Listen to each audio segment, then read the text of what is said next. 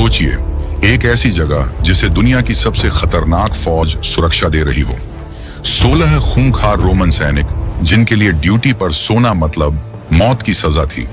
2000 kilo का एक विशाल पत्थर और उस पर दुनिया के सबसे ताकतवर साम्राज्य की सील। इंसान तो क्या, वहां से हवा का गुजरना भी नामुमकिन था। लेकिन फिर इतिहास का सबसे बड़ा सवाल खड़ा हुआ।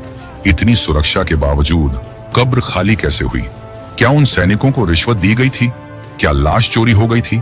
या फिर उस रात उस बंद गुफा के अंदर कुछ ऐसा खौफनाक हुआ था जिसे विज्ञान आज तक नहीं समझा पाया? अगर आपको लगता है कि आप इस कहानी को जानते हैं तो फिर से सोचिए।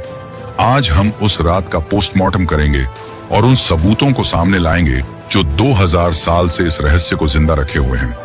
सच्चाई जानने के लिए अपनी कुर्सी की पेटी बांध लीजिए। इतिहास की सबसे अंधेरी रात बीत चुकी थी। यरूशलेम में सन्नाटा था, लेकिन यह शांति नहीं थी। यह एक तूफान से पहले की खामोशी थी। शुक्रवार को क्रूस पर एक मौत हुई थी जिसने पूरी दुनिया को हिलाकर रख दिया था। यीशु मसीह को दफना दिया गया था। लेकिन कहानी यहां खत्म नहीं हुई। असल में असली रहस्य तो अब शुरू होने वाला था। एक ऐसा रहस्य जिसने पिछले 2000 सालों से इतिहासकारों, वैज्ञानिकों और नास्तिकों को भी सोचने पर मजबूर कर दिया है। आज हम उस जगह चलेंगे जहां इतिहास का सबसे बड़ा पहरा लगाया गया था। हम बात करेंगे उस कब्र की जिसे दुनिया की सबसे ताकतवर सेना रोम की सुरक्षा मिली थी। 16 खूंखार रोमन सैनिक, 2000 किलो का पत्थर और रोमन सम्राट की सरकारी मुहर। इन सब के बावजूद वह कब्र खाली कैसे हुई? क्या किसी ने शव चुराया? क्या सैनिक सो गए थे? या फिर वहां कुछ ऐसा हुआ था जो इंसानी समझ से परे था? आज हम यीशु के पुनरुत्थान के हर एक सबूत की गहराई में जाएंगे और पर्दा उठाएंगे उस असली रहस्य से। कहानी की शुरुआत होती है शुक्रवार की शाम से। यीशु की मृत्यु हो चुकी थी, लेकिन यहूदी धार्मिक नेताओं यानी फरीसियों और महायाजकों के मन में अभी भी एक डर बैठा हुआ था। उन्हें याद आया कि यीशु ने अपने जीते जी एक भविष्यवाणी की थी। उन्होंने कहा था, मैं मार डाला जाऊंगा और तीसरे दिन जी उठूंगा। यही एक वाक्य उन धार्मिक नेताओं को सोने नहीं दे रहा था। उन्हें डर था कि कहीं यीशु के शिष्य रात के अंधेरे में आकर शव को चुरा न ले जाएं और फिर यह झूठ फैला दें कि यीशु जी उठे हैं। अगर ऐसा हुआ तो यह उनके लिए बहुत बड़ी मुसीबत बन जाती।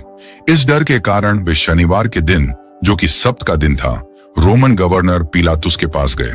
जरा सोचिए, वह सब्त का दिन था जिस दिन यहूदी कोई काम नहीं करते, लेकिन उनका डर इतना बड़ा था कि वे अपने नियमों को तोड़कर पिलातुस के पास पहुंचे। उन्होंने पिलातुस से कहा, हे प्रभु, हमें याद है कि उस धोखेबाज ने कहा था कि वह 3 दिन बाद जी उठेगा, इसलिए आप हुक्म दें कि तीसरे दिन तक कब्र की कड़ी पहरेदारी की जाए। पिलातुस, जो पहले ही इस मामले से परेशान हो चुका था, उसने उन्हें एक ऐसी सुरक्षा दी जो किसी किले से कम नहीं थी। उसने कहा, तुम्हारे पास पहरेदार हैं, जाओ और अपनी समझ के अनुसार जितनी हो सके कब्र को सुरक्षित कर लो। यहां से शुरू होता है वह सुरक्षा चक्र जिसे भेदना किसी इंसान के बस की बात नहीं थी।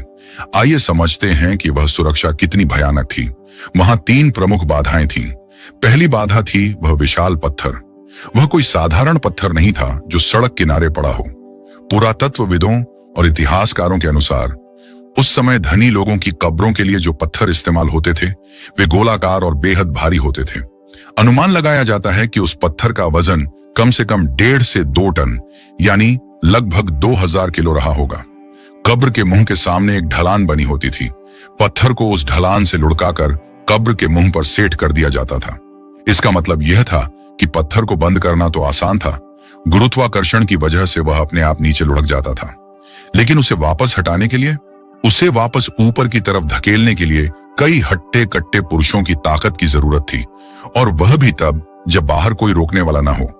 अंदर से इसे हटाना नामुमकिन था क्योंकि पत्थर बाहर से सेट किया गया था। दूसरी बाधा थी रोमन मुहर, जिसे रोमन सील कहा जाता है। जब पत्थर को कब्र के मुंह पर लगा दिया गया तो एक मजबूत रस्सी पत्थर के आर पार बांधी गई और उसे कब्र की दीवार पर लगी चट्टानों से जोड़ दिया गया।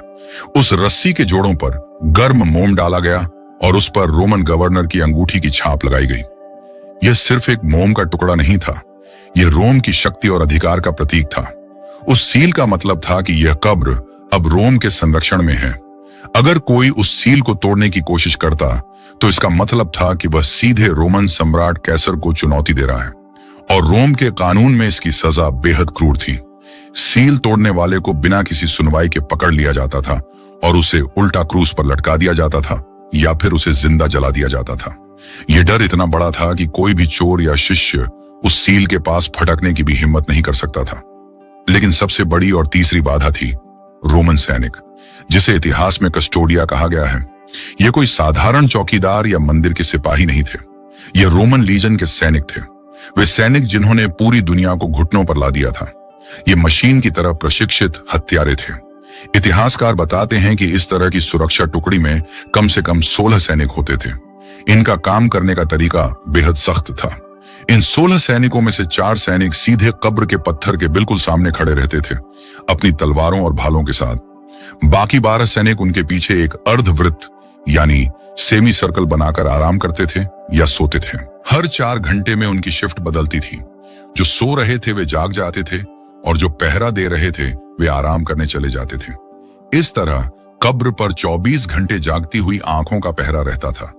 इन सैनिकों के पास जो हथियार थे वे जानलेवा थे। उनके पास ग्लैडियस नाम की छोटी तलवार थी जो करीब 2 फीट लंबी होती थी और युद्ध में दुश्मन के शरीर को चीरने के लिए इस्तेमाल होती थी। उनके पास पाइलम नाम का एक भाला था जो 6 फीट लंबा होता था और इतनी ताकत से फेंका जाता था कि वह ढाल और कवच दोनों को भेद सकता था। लेकिन इन सैनिकों को जो चीज सबसे ज्यादा खतरनाक बनाती थी वह थी उनकी अनुशासन और सजा का डर। रोमन सैन्य कानून, जिसे हम इतिहास में जानते हैं, उसके अनुसार अगर कोई प्रहरी अपनी ड्यूटी के दौरान सो जाता या अपनी जगह छोड़ देता तो उसे सजा ए मौत दी जाती थी। और सजा भी कैसी? उसे अपने ही साथियों द्वारा तब तक पीटा जाता था जब तक उसकी जान न निकल जाए, या उसे उसके ही कपड़ों में आग लगाकर जला दिया जाता था। इसलिए एक रोमन सैनिक का ड्यूटी पर सो जाना असंभव था। वे मौत से लड़ सकते थे लेकिन वे सो नहीं सकते थे। तो अब दृश्य देखिए, एक अंधेरी गुफा, उसके मुंह पर 2000 किलो का पत्थर, उस पत्थर पर दुनिया के सबसे शक्तिशाली साम्राज्य की सील, और उसके सामने खड़े 16 खूंखार सैनिक जो किसी भी परिंदे को भी पर नहीं मारने दे सकते थे।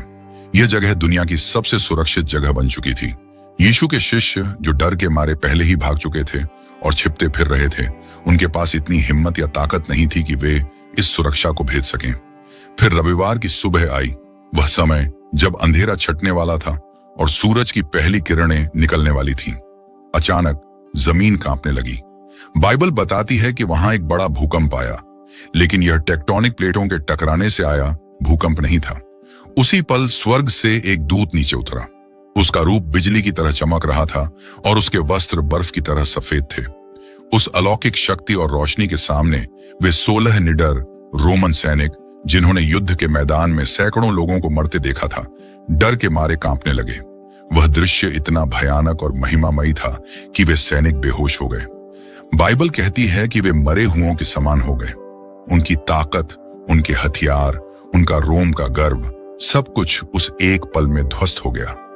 उस स्वर्गदूत ने उस भारी भरकम पत्थर को, जिसे हटाने के लिए कई आदमियों की जरूरत थी, एक तिनके की तरह लुढ़का दिया और उस पर बैठ गया। ध्यान दीजिए, पत्थर इसलिए नहीं हटाया गया था कि यीशु बाहर आ सके। यीशु का पुनरुत्थित शरीर तो दीवारों के आर पार जा सकता था, जैसा कि उन्होंने बाद में अपने शिष्यों को बंद कमरे में दिखाई देकर साबित किया। पत्थर इसलिए हटाया गया था ताकि दुनिया अंदर देख सके, ताकि सैनिक, शिष्य और आने वाली पीढ़ियां यह देख सकें कि कब्र खाली है। जब सैनिक होश में आए तो उन्होंने देखा कि कब्र खाली है, पत्थर अपनी जगह से हटा हुआ है और सील टूटी हुई है। उनके पैरों तले जमीन खिसक गई। वे जानते थे कि अब उनकी जान खतरे में है। वे सीधे यहूदी धार्मिक नेताओं के पास भागे। उन्होंने जाकर वह सब सच सच बता दिया जो उन्होंने देखा था। भूकंप, वह रोशनी, वह दूत। यहाँ एक बहुत ही तार्किक सवाल उठता है। अगर सैनिक सो गए होते और शिष्य शव चुरा ले गए होते तो सैनिक कभी भी यहूदी नेताओं के पास नहीं जाते। वे अपनी जान बचाने के लिए पिलातुस के पास भागते या देश छोड़कर भाग जाते, क्योंकि ड्यूटी पर सोना मौत की सजा थी। लेकिन वे धार्मिक नेताओं के पास गए क्योंकि वे जानते थे कि यह कोई मानवीय घटना नहीं थी। धार्मिक नेताओं ने जब यह सुना तो वे घबरा गए। उन्होंने तुरंत एक आपातकालीन बैठक बुलाई। उन्होंने सच्चाई को दबाने का फैसला किया। उन्होंने सैनिकों को बहुत सा पैसा दिया और उन्हें एक कहानी रटने को कहा। वह कहानी थी, तुम यह कहना कि जब हम रात को सो रहे थे तो उसके शिष्य आए और उसे चुरा ले गए। जरा इस झूठ पर गौर करें। इसमें एक बहुत बड़ा लॉजिकल लूप होल है। अगर सैनिक सो रहे थे तो उन्हें कैसे पता चला कि चोरी करने वाले शिष्य ही थे? और अगर वे सो रहे थे तो 2000 किलो के पत्थर को लुढ़काने की भारी गड़गड़ाहट से उनकी नींद क्यों नहीं खुली? और सबसे बड़ी बात, रोमन सैनिक अपनी ही जुबान से यह क्यों कबूल करेंगे कि वे सो रहे थे, जबकि वे जानते थे कि इसकी सजा मौत है? यह साफ है कि उन्हें धार्मिक नेताओं और गवर्नर की तरफ से सुरक्षा का भरोसा दिया गया था, तभी उन्होंने ये झूठ बोला। अब हम चलते हैं कब्र के अंदर, जहां एक और सबूत हमारा इंतजार कर रहा है। जब पतरस और यूहन्ना दौड़ते हुए कब्र पर पहुंचे तो उन्होंने कुछ ऐसा देखा जिसने उन्हें विश्वास करने पर मजबूर कर दिया। कब्र खाली थी, लेकिन पूरी तरह खाली नहीं। वहां यीशु के कफन के कपड़े पड़े हुए थे। यहूदी परंपरा के अनुसार शव को मलमल के कपड़ों और लगभग 30 से 40 किलो मसाले और इत्र के साथ लपेटा जाता था। यह मिश्रण सूखने के बाद गोंद की तरह सख्त हो जाता था, जिससे कपड़े शरीर के आकार में जम जाते थे। पतरस ने देखा कि वे कपड़े वहीं पड़े थे, जैसे कि शरीर उनके बीच से गायब हो गया हो और कपड़े पिचके हुए खोल की तरह वहीं रह गए हों।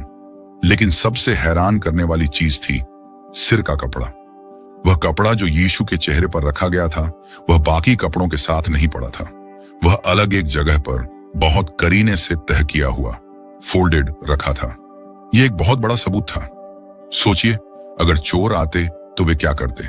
क्या वे शव को वहीं पर खोलते, चिपचिपे मसालेदार कपड़े उतारते और फिर नंगे शव को उठाकर ले जाते? इसमें बहुत समय लगता और पकड़े जाने का डर होता। चोर हमेशा जल्दबाजी में होते हैं। वे शव को कपड़ों समेत ले जाते, और अगर मान भी लें कि उन्होंने कपड़े उतारे, तो क्या कोई चोर चोरी करते समय रुककर सिर के रुमाल को अच्छे से घड़ी फोल्ड करके सजा कर रखेगा? बिल्कुल नहीं। वह तह किया हुआ कपड़ा चीख चीख कर गवाही दे रहा था कि यहाँ कोई भगदड़ नहीं मची थी, कोई चोरी नहीं हुई थी। यह एक शांत, व्यवस्थित और अलौकिक घटना थी। जिस तरह एक व्यक्ति सोकर उठने के बाद अपने बिस्तर को ठीक करता है, यह वैसा ही कुछ था। इसके बाद यीशु मसीह 40 दिनों तक धरती पर रहे। वे एक बार नहीं बल्कि कई बार अपने शिष्यों को दिखाई दिए। एक समय तो उन्होंने 500 से अधिक लोगों को एक साथ दर्शन दिए। ये लोग कोई भ्रम का शिकार नहीं थे।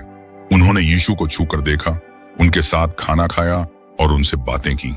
यीशु के शिष्य, जो उनकी गिरफ्तारी के समय डरपोक होकर भाग गए थे, अचानक शेर की तरह निडर कैसे हो गए? पतरस, जो एक नौकरानी के सामने डर गया था कि वह यीशु को जानता है, वह कुछ ही हफ्तों बाद यरूशलेम की भीड़ के सामने खड़ा होकर चिल्ला चिल्ला कर कह रहा था कि यीशु जी उठे हैं। आखिर यह बदलाव कैसे आया? लोग झूठ के लिए जान दे सकते हैं अगर उन्हें लगता है कि वह सच है, लेकिन कोई भी उस चीज के लिए जान नहीं देगा जिसे वह जानता है कि वह झूठ है। शिष्य जानते थे कि यीशु जी उठे हैं।